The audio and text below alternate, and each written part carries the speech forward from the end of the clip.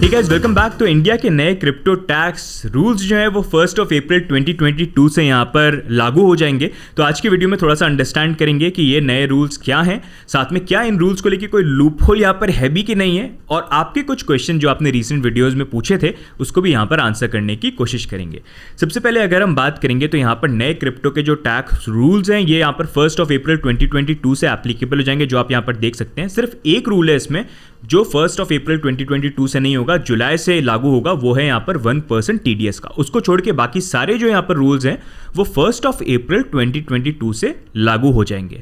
अब सबसे पहले अगर हम ये अंडरस्टैंड करें 1 अप्रैल के बाद आपकी टैक्स कैलकुलेशन किस तरह से होगी, तो 1 अप्रैल से पहले आपकी क्रिप्टो के जो प्रॉफिट की टैक्स कैलकुलेशन थी वो बेस्ड ऑन कितना आपने कैपिटल गेन्स किया और कौन से स्लैब में आप आते हैं उसके बेसिस पे आपको पे करना होता था। लेकिन अब यहाँ पर 1 अप्रैल 2022 के बाद अगर आप क्रिप्टो के अंदर डील करते हैं, चाहे आप क्रिप्टो टू क्रिप्टो ट्रांजैक्शन करें, क्रिप्टो टू INR ट्रांजैक्शन करें, NFTs में डील करें, आप कोई भी ऐसा ट्रांजैक्शन कर रहे हैं जहाँ पर आप लॉस नहीं जनरेट कर रहे, प्रॉफिट जनरेट कर रहे हैं, तो अगर आप प्रॉफिट जनरेट कर रहे हैं तो आपको प्रॉफिट पे फ्लैट 30% टैक्स पे करना होगा। और ये कब पे करना होगा, उसी टाइम पे प्लेटफॉर्म या एक्सचेंज नहीं काटेंगे, ये आपको साल के एंड में जो आप टैक्स की फाइलिंग करते हो ना, तब आपको खुद पे करना पड़ेगा, बता के मैंने कितनी ट्रेड ली, कितनी ट्रेड में मेरा प्रॉफिट हुआ और उसके अकॉर्डिंग मेरा कितना टैक्स बनता है, मैं उतना यहाँ पर पे कर रहा हूँ। जैसे बाकी आप अपनी टैक्स की फाइलिंग करते हो बिजनेस के अंदर, तो वो चीज़ यहाँ पर आपको एक तरह से फॉलो करनी पड़ेगी। अब यहाँ पर एक चीज़ आपको ये ध्यान रखना है कि यहाँ पर जो फ्लैट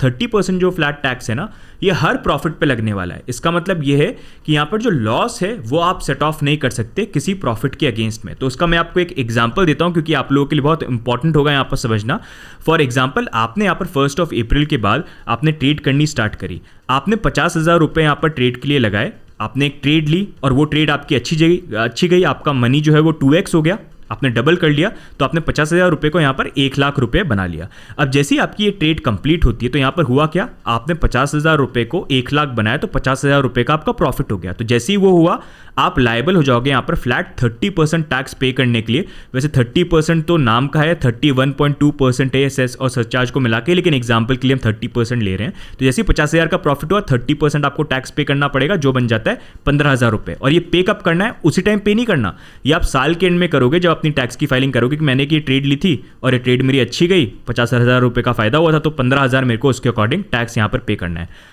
अब यहाँ पर इंपॉर्टेंट चीज़ ये आती है जो मैं बात करता कि लॉस सेट ऑफ नहीं कर सकते। अब मान लीजिए उसके बाद ये हुआ कि एक ट्रेड तो अच्छी चली गई, सेकंड ट्रेड आप करते हो जिसके अंदर आपने यहाँ पर 50,000 रुपये का जो प्रॉफिट किया था वो पूरा गवा दिया, लॉस हो गया आपका यहाँ पर 50,000 रुपये का। इन दी एंड जो जिस अमाउंट से आपने स्टार्ट किया था वही अमाउंट आपको बचा, 50 जो यहाँ पर कमाया था 1,000 रुपये, वो सेकंड ट्रेड में लूज कर दिया। तो तब क्या होगा, तब भी क्या मेरे को ये 15,000 रुपये पे करने पड़ेंगे जो पहली ट्रेड में जिसके लिए मैं लायबल हूँ? हाँ, आपको पे करने पड़ेंगे। तो यही चीज़ है कि अगर कोई भी प्रॉफिट होता है उसके लिए डजेंट मैटर आप क्या लॉस करते हो, भले ही आपने एक ट्रेड करी उसमें आपने 50,000 रुपये कमा लिया, उसके बाद कितनी ट्रेड कर लो, चाहे कैपिटल भी जीरो कर लो आप, डजेंट मैटर, ट्रेड में पैसे कमाए हैं, कोई अच्छी ट्रेड गई है, प्रॉफिट हुआ है, तो आपको 30% फ्लैट टैक्स देना पड़ेगा फाइलिंग के टाइम पे। और ये चाहे आप इंडियन एक्सचेंज पे ट्रेड करो, चाहे इंटरनेशनल एक्सचेंज पे ट्रेड करो, चाहे डिसेंट्रलाइज्ड एक्सचेंज पे ट्रेड करो, आपको हर जगह ये आपकी रिस्पॉन्सिबिलिटी बनती है कि आप पे करो। जैसे बाकी बिजनेस में आप करते नहीं, जो भी आप बिजनेस करते हो जितने भी पैसे कमाए हैं उसका हिसाब किताब जो होता है आप देते हो, उसके अकॉर्डिंग अपना टैक्स पे करते हो। तो ऐसी क्रिप्टो में जो भी आप ट्रांजैक्शन करोगे उसका हिसाब किताब एक तरह से आप दोगे कि इतनी मैंने ट्रेड करी, इतनी मेरी प्रॉफिटेबल हुई, तो उसके अकॉर्डिंग इतना मेरा टैक्स बनता है और आपको वो पे यहाँ पर करना पड़ेगा। ठीक है, इसका कोई भी यहाँ पर लूप होल जो है वो यहाँ पर है नहीं। ठीक है, लॉस हुआ तो आपको पे नहीं करना, लेकिन कोई भी प्रॉफिटेबल ट्रेड हुई कोई भी, वो उस पर आपको फ्लैट 30% टैक्स पे करना है। आई होप ये थोड़ा सा क्लियर हो गया हो, थोड़ा सा डरावना भी है लेकिन आई होप ये आपको क्लियर हो गया हो। अब नेक्स्ट उसके बाद 1% TDS की अगर हम बात करते हैं तो ये जो यहाँ पर रूल है ये जुलाई ऑनवर्ड्स यहाँ पर एप्लीकेबल होगा। तो अभी टाइम है इस रूल को लेके आने के लिए, और ये एक ऐसा रूल है जिसके ऊपर अभी एक्सचेंज भी फिगर आउट करे, मेरी उनसे बात हुई तो वो भी देख रहे हैं किस तरह से वर्क करता है और कौन यहाँ पर मैनेज करेगा, TDS को कौन डिटेक्ट करेगा, क्योंकि आइडली यहाँ पर जो बायर होता है ना वो सेलर की तरफ से यहाँ पर डिटेक्ट करता है और फिर वो डिपॉजिट करता है जाके पोर्टल पर, ट्रेस के वेबसाइट पर जाके, जहाँ पर वो पैन कार्ड भी डिपॉजिट करता है कि जहाँ पर जो सेलर था वो कौन था। तो वो चीज़ तो यहाँ पर नॉर्मली हो नहीं सकती, तो एक्सचेंजेस बेसिकली इसको मैनेज करेंगे। लेकिन इस रूल को लेके अगर आप देखोगे 1% TDS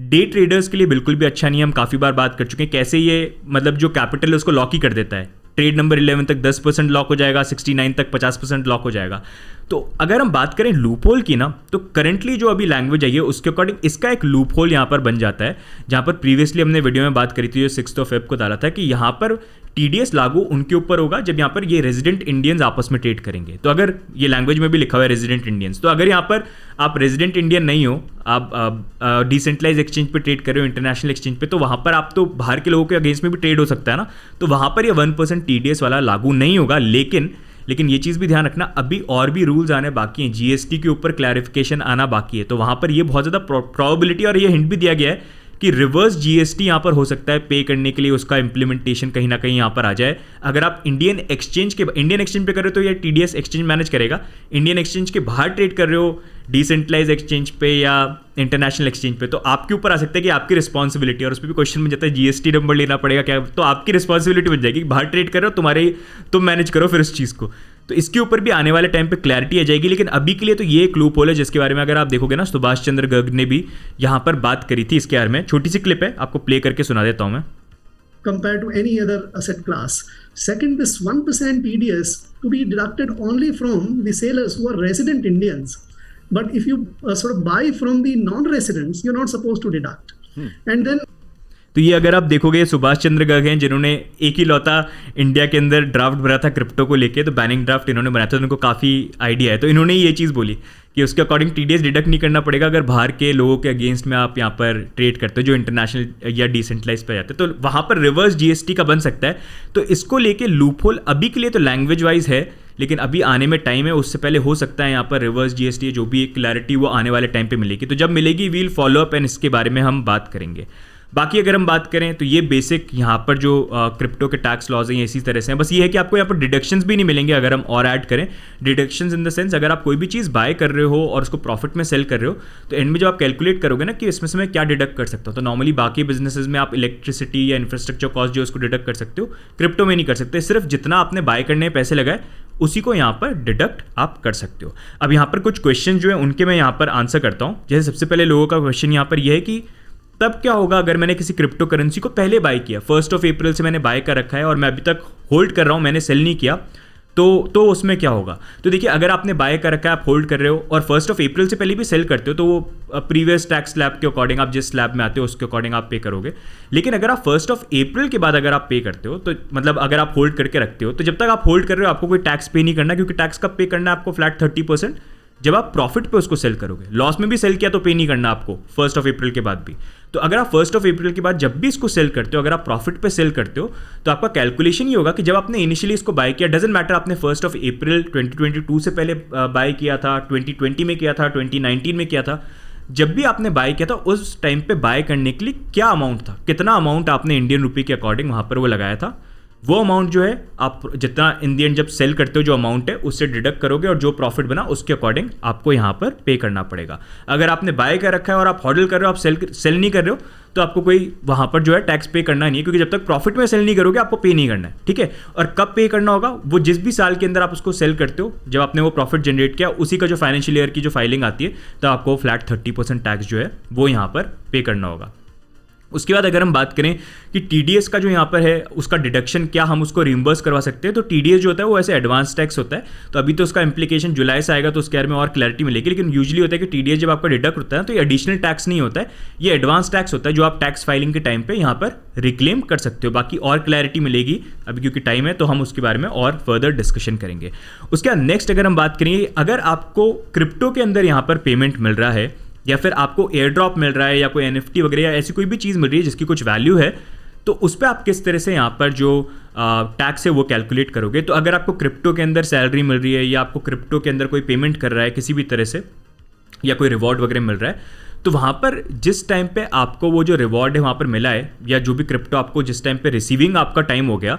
उस टाइम पे आईएनआर के अंदर क्या वैल्यू थी उसके अकॉर्डिंग आपको जो टैक्स है वो पे करना पड़ेगा। और टैक्स आपको पे करना पड़ेगा टोटल अमाउंट के ऊपर, क्योंकि जब आपको कोई सैलरी पे कर रहा है या किसी तरह से दे रहा है तो आपका कॉस्ट ऑफ एक्विजिशन तो कुछ है नहीं, आपने बाय करने के लिए तो कुछ पैसा लगाया नहीं। तो यहाँ पर टोटल अमाउंट के ऊपर उस टाइम पे क्या वैल्यू थी उसके अकॉर्डिंग आपको फ्लैट 30% टैक्स जो है वो आपको पे करना पड़ेगा साल के एंड के अंदर। अब आप उसी टाइम पे उसको लिक्विडेट करते हो और पैसे निकालते हो या कुछ अमाउंट निकालते हो, वो सबका सब आपके ऊपर है। लेकिन जिस टाइम पे वो ट्रांजैक्शन हो गया आप उसके लिए लायबल हो।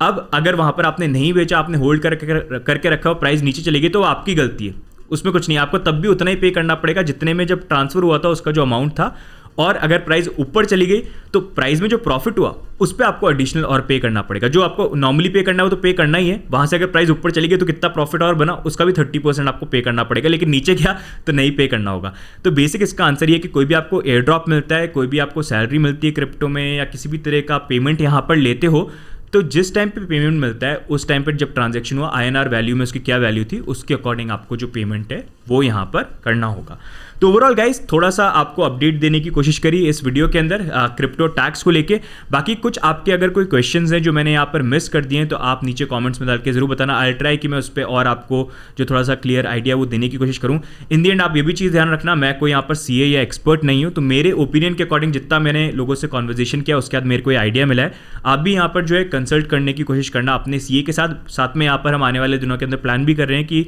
प्रोफेशनल CAs जो उनको लेके आए ताकि उनसे आपके डायरेक्टली जो क्वेश्चन है हम यहाँ पर पूछ पाए और हम भी प्रॉपर तरीके से यहाँ पर समझ पाए। लेकिन आज के वीडियो में थोड़ा सा आपके जो क्वेश्चंस थे उसका आइडिया देने के लिए, थोड़ा कंफ्यूजन आपको क्लियर करने के लिए मैंने अपने व्यू पॉइंट्स दिए, लेकिन अपने CAs से अपनी तरफ से आप पूरा ये कंसल्ट जो है जरूर यहाँ पर करना कोई भी डिसीजन लेने से पहले। तो गाइस आज के वीडियो में ओवरऑल यही अपडेट। अगर आपको आज का वीडियो वैल्यूएबल लगा तो वीडियो को डू लाइक, डू सब्सक्राइब, बाकी लोगों से भी शेयर करें ताकि उनको भी इसके बारे में पता चले। एंड अगर आपके कोई और क्वेश्चंस हैं जो आप चाहते हैं मैं यहाँ पर एड्रेस करूँ या कोई क्वेश्चंस मैंने मिस किए तो आप कमेंट्स में डाल सकते हैं। और अगर आपको किसी क्वेश्चन का आंसर भी आता है तो कमेंट्स में जो लोग पूछ रहे हैं उनको भी हेल्प करो बताने की यहाँ पर, ठीक है। तो गाइस आज की वीडियो में इतना ही, बाकी मिलते हैं अगले वीडियो में, तब तक के लिए bye and take care, bye bye.